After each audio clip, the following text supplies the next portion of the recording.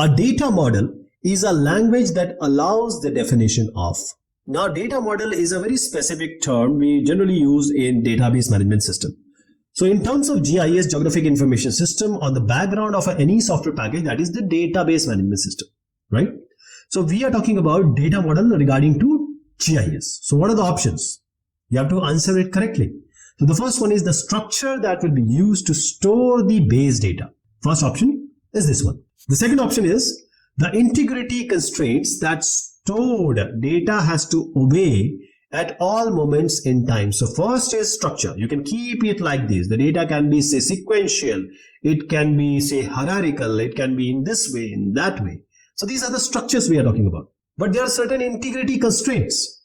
That is, what are the triggers, what are the events that you need to put in so that the data is handled properly, it is retrieved properly, and there can be data in, say, in the form of image, it can be a vector data, it can be some CSV, comma separated value information. So there has to be some integrity constraints on it. So these all integrity constraints are the rules that the database or data model should obey. For example, in a bank, if you have 2000 say bucks, if you keep anything below 2000, or say the bank charges 50 bucks. So this is the integrity constraint. So whenever you are below 2000, that the bank will charge you 50 bucks. So that is the integrity constraint. The third option is the computer programs used to manipulate the data. So GIS is basically a computer program. It's a software package. So there will be computer programs. So fourth option is all of the above. Now you tell me what is the correct answer. A data model is a language that allows the definition of what all of these. There are multiple options here.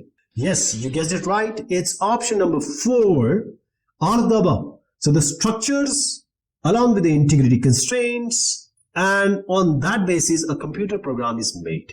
So this data model is not only for GIS, it's for various other purposes. So if you see a bigger canvas, any business model, it consists of a process model and a data model. So the process model will have processes, it will have application prototypes, all these things. But the data model specifically deal with the data. So you have data, in what form it will be, what will be the logical formation of this, what will be the actual physical formation in which the data will be kept, what will be the data structures in which there will be kept, and how the database will be generated. And that data model, this defines all of these. So the data model determines the structure of data elements within an information system. The data model is all about the structure in which the data elements will be placed or will be kept, if we call it as an information system, because GIS is actually Geographic Information System. It can be a text data, it can be an image data, it can be any other data which a GIS needs. So if you make a table like this, so what will be the relationship between them? Two tables. Tables are generally rows and columns. How the data will be kept and retrieved. So let me make a table here. See, all these horizontal lines or the blocks are rows. The vertical will be columns. So how are you going to keep that data and retrieve that data? That is described by the data model. And then comes the second part, which is data models often display the flow of data through a graph or a data model diagram. So actually, from inputting of the data till the storage and then the retrieval of data, all this is in the form of, say, a flow of data through a data model diagram or simply a graph, and that is the data model. So until you are going to make a bridge, you have to make a model of the bridge. Then only you are able to actually go and put concrete and all labor things in there. So you need to have a data model in order to make a GIS system. For example, the ArcGIS have a different data model than the ILVIS, right? So we make flow chart, before making a program, a computer program. Similar way, in order to have a database management system, we have to have a data model so that the data model can be made or implemented in a form of a database management system. So the second thing comes here is that the data model is just not a data model. People call it as geographic data model. It can also be called as geospatial data, or simply what we are talking about. The question also says data model. So all these are the names for data model only. So a geographic data model, geospatial data model, or simply data model in the context of geographic information system is a mathematical and digital structure for representing phenomena over the earth.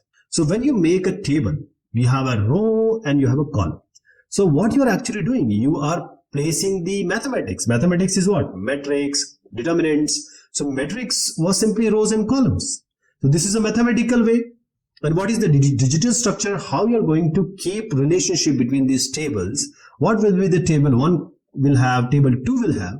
All this is about the digital structure, because you have to convert this mathematics into computer programs also. So this is the digital structure. And basically why we are doing it? We are doing it for GIS. So basically we are doing it for the earth. GIS is all about geography. Geography is all about earth. So whatever is the phenomena happening on the earth, that is mathematically converted into digital form, and that form is described by the data model. So you see here, this is a real world. Now your real world has to be converted into the real world model, which is an analog map. Then we have come to the data model. The data model is now converted into the tables.